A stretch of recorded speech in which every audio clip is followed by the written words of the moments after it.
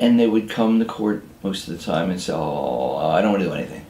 What that did to the aggressor was make him or her feel empowered, that look, I can get away with what I want because she's stuck.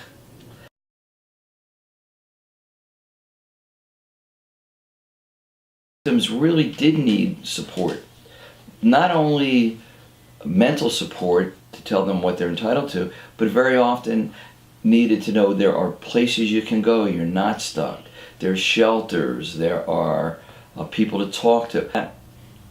With the various groups that are helping us, having people who are trained, people who are compassionate, come in and help the victims.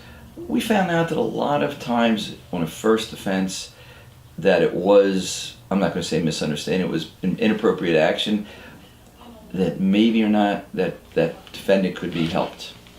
They're not necessarily afraid, but they want to straighten down.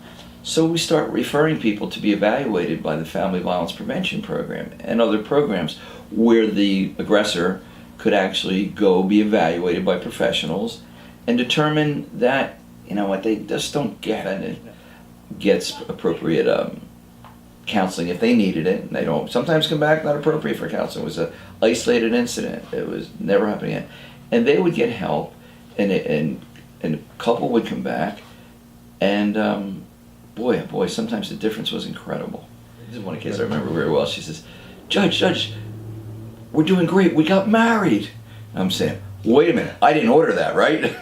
And she's not going to put it, that there's a place to go where I can be safe, where my kids can be cared for, where even sometimes I'll even help them with getting, if they want to go out in the work world, if they're not in the work world. It just really worked when they knew they weren't alone. They don't tell anybody what to do. Let's get that straight. They don't, but they're there for guidance. And I, when the guys come back, I say, do me a favor, tell me one thing you learned. And I always find it interesting.